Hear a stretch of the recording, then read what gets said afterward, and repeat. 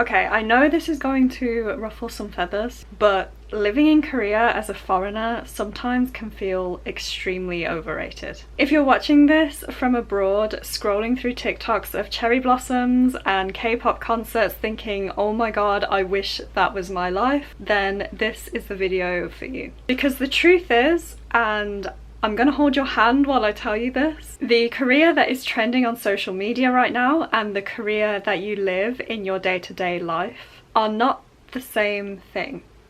Hi everyone, I'm G. I'm a British foreigner who has been living in Korea for a couple of years now. I love a lot of things about my life here. I love the safety, the food, and the convenience of living in Seoul. But I also think that it is very important to talk about things that aren't really shown online. So today I really want to break down, is living in Korea overrated as a foreigner? And are people just chasing a version of Korea that never really existed? So let's start off by talking about what most people see online, which is of course the Instagram and TikTok Korea vibe that is often very over-romanticized. All the gorgeous cafes, absolutely flawless skincare routines, aka the glass skin routine that went extremely viral online. We've got people living in apartments that look like they came straight off of a Pinterest board, filming 30-second clips of themselves in said Pinterest-esque apartments with perfectly glowing skin in their seemingly perfect lives. Add in K-pop, K-drama, Korean skincare, Korean beauty standards, and suddenly Korea becomes more than just a country, it becomes an aesthetic goal. But here's the thing,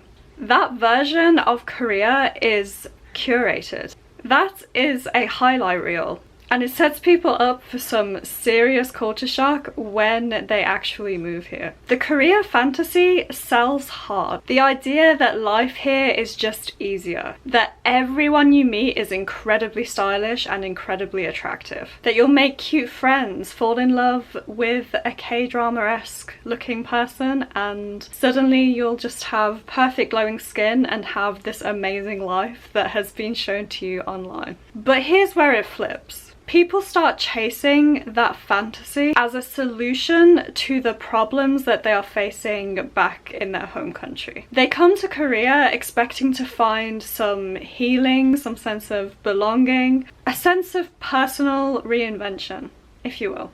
And to be fair, there are a lot of things in Korea that do make your life easier. As a Brit, I have to say I love that Korea is, for the most part, very clean. To me, the public transportation in Korea is just absolute god tier. I'm used to the British transportation systems, and if you know how bad those are, then you'll know why I appreciate Korea's transportation so much. Also, you can just pop out to a convenience store at like 2 o'clock in the morning and not be scared for your life. But the issue is that people's expectations of Korea are so much higher than just having, you know, good public transportation. Due to this perfect image of Korea that has been circulating online, people have grown to have extremely high expectations for Korea. And when Korea doesn't meet those people's expectations when they move here, they come crashing down to earth, and they come crashing down hard. Here's where things start to get a bit real. Living in Korea as a foreigner is not the same as being a tourist. When you actually live here, you have to deal with the stress of visas, right? Muchbe knows all about the stress of visas, apparently. You have to deal with all of the paperwork, the banking hurdles. That's a huge one because some of the experiences I've had at banks in Korea have not been the best. Job market for foreigners is no bueno. The job market one, I think, is something that not enough foreigners really consider before moving to Korea, because the most common job for foreigners here is English teaching, and unless you come with the EPIC program, the English program in Korea, then I really do not recommend trying to teach in Korea. Hagwons, I would not come within 10 feet of any of them. I have a whole video on why I quit my teaching job here, and that goes more into depth on the whole teaching thing. I don't want to get too off track of this video, so if you want to watch that, I will link it below. Long story short, don't teach at Hogwarts. So with all that being said, you realise in Korea very quickly that you don't always fit here. You might learn Korean and speak Korean fluently, you might learn everything there is to know about Korean culture and respect the culture, but at the end of the day, you will always be a foreigner here. You will always be seen as an outsider. There have been countless occasions where I have been out in public with my Korean husband and they will always address him. They will not look at me. They always look at him and speak directly to him. I sometimes have had full-blown conversations through my husband, via my husband, to the person who is speaking to us. They don't make eye contact with me. They don't address me directly. It all goes through my husband. I'll be on the side like, you know, hi. In fact, in my experience as a foreigner here, just your mere presence can make people feel uncomfortable. Here I was thinking I was the queen of awkwardness, but I have the ability to make Koreans feel even more awkward than I have felt in my life, and that's saying something. If you hear squeaky noises in the background, I'm really sorry. My puppy is in the other room playing, so sorry about that. On the topic of awkwardness, I remember when my family came to visit, we went out for a meal. The reason why this was so shocking to me was the area that we went to eat at was an area where there shouldn't be a lot of foreigners. It was the COEX Mall in Gangnam. You'd think that most people there have experienced speaking to foreigners at some point, but I wouldn't be telling this story if they did. We went out for dinner at the COEX Mall in Gangnam, and the waiter who served us got so like visibly nervous. Bear in mind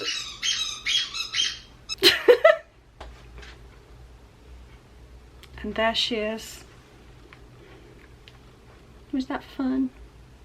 Was that fun? You want to say hi? Thank you so much. Thank you. Say hello. What's your business? Hello. Hello. As I was saying, the nervous? Hello?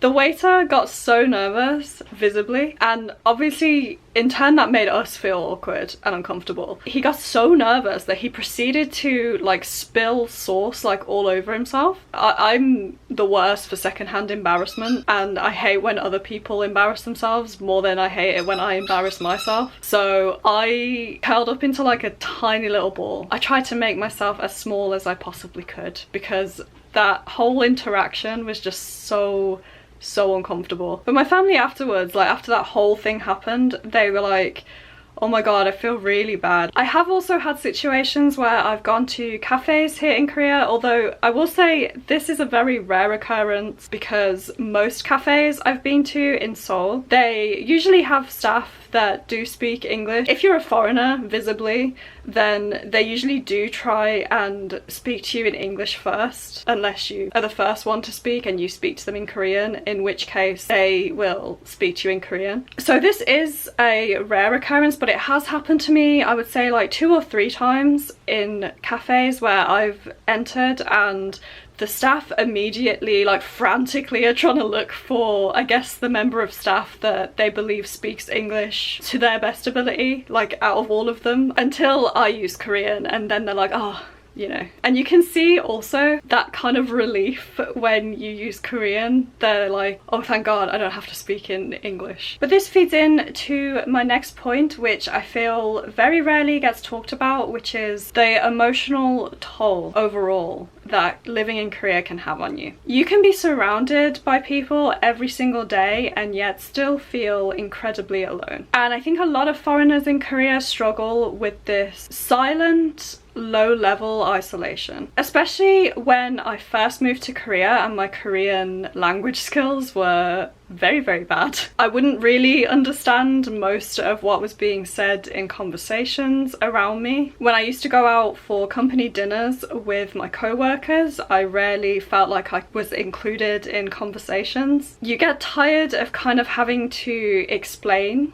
yourself, and I think over time you begin to wonder if anyone actually knows the real you anymore. It's also exhausting in my experience to constantly perform. You know, you don't want to offend anybody and you're trying to be really respectful all the time. You're navigating these really complex social situations with very limited language skills. Granted, my Korean language skills are better now than they were back then, but I'm still not completely fluent in Korean. One day I will be fluent in Korean, but I digress. I remember in my first year this feeling of like wanting to stop standing out so much. I wanted people to stop staring at me and I wanted to kind of just blend in with my environment better, which if you're a foreigner, that is impossible in Korea. And I found myself often wanting to just dim myself down as much as possible so that I would stand out less. So you kind of start to become this very filtered version of yourself.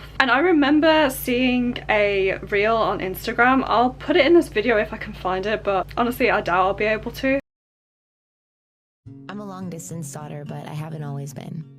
I used to wake up in the middle of the night and walk not 10 steps before I was tucked into my mother's bed, pressed up beside her. Nothing bad could happen there. No, it never could. And it never did. I'm a long distance daughter, but I haven't always been. I used to get annoyed because there wasn't enough privacy to finish getting ready before my mother would start telling me how beautiful I looked and need to know exactly where I was going. Now I have all the space in the world before she sees the posts online and tells me how beautiful I looked in the photo I put up. When did you take that, honey? Why were you all dressed up? You looked so beautiful. I'm a long-distance daughter, and now when I wake up in the middle of the night, I lay in the dark, with no other bed to get up and crawl into, where I'm sure nothing bad will ever happen. And I think about whether or not being a long-distance daughter was the right thing to do. Will I regret this forever one day? Because one day I will be a long-distance daughter in universes rather than miles. My mother's voicemail that she never lets me hear because she's always so eager to answer the phone will be the only thing I hear when I call. And that's the thing about being a long-distance daughter. You'll never know if it was the right choice. You'll never feel at ease with the decision to have left, no matter how wonderful the life you created for yourself, because you left behind the person who gave you a life to create. There's this immense guilt that comes with being a long-distance child. I think some people who have this fantasy of Korea in their head don't really ever consider the harsh reality of living abroad and how much you actually have to sacrifice. And I think a lot of people don't realize how isolating it can be until they move here and experience it for themselves. Now, with all that being said, I want to outright say that Korea is not a bad place to live, obviously. Otherwise, I wouldn't still be living here. I've experienced so much kindness from strangers living here, so many unforgettable moments, and I've gone through a lot of personal and emotional growth during my time in Korea. I genuinely love this country, and after all, it's the only country that I can truly call my home after the UK. But part of really loving a country is being honest about it, not just loving the fantasy of it. Korea has issues like every other country. The work-life balance, horrendous. The pressure to be thin and to be beautiful, still pretty extreme. The education system, still a burnout factory. So if you come here expecting the perfected version of Korea that you see online, you are going to be heavily disappointed. But if you come with curiosity, patience, and an open mind... Oh, thank you. I put my number, so call me if you're open mind. Sorry, I had to. Then it can be a beautiful, life-changing place. So, is living in Korea as a foreigner overrated? Honestly, I think the idea of Korea is the fantasy that people sell you, that moving here is going to magically solve all of your problems and you're going to reinvent yourself into this perfect person with perfect skin, and that suddenly your life is going to be something straight out of a K-drama.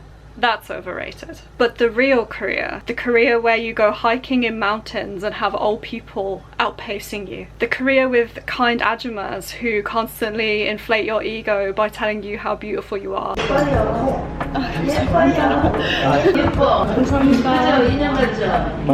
The Korea that I was immediately welcomed into with kindness on my first ever day by the beautiful strangers in the airport who helped me navigate the airport and helped me with my extremely heavy suitcases. That's the Korea that is absolutely priceless and could never be overrated to me. I've gone through phases here. I've had the falling in love with everything and thinking Korea's the best place on earth phase. I've been through the having a horrendous hagwon job and suddenly hating everything about Korea phase, and now slowly understanding how to exist in the grey. I've stopped chasing the perfect life in Korea and started building my own life in Korea, and that shift is what's made it worth staying for me. If you're watching this and you're feeling disillusioned and homesick, believe me, I've been there. You're not alone. It's okay to grieve the fantasy of Korea that you had in your head. And it's okay to admit that while life in Korea is amazing in so many ways, it's not perfect and it definitely isn't for everyone. But what do you think? Do you think Korea is overhyped, or do you think that it's just misunderstood? If you've lived here, I would love to hear your experience in the comments. If you're thinking of moving to Korea, please let me know what your expectations are. And if you want more realistic life in Korea content, no filters, no fluff, then please make sure to like this video and please do subscribe to my channel. And I'll see you in the next one. Bye guys!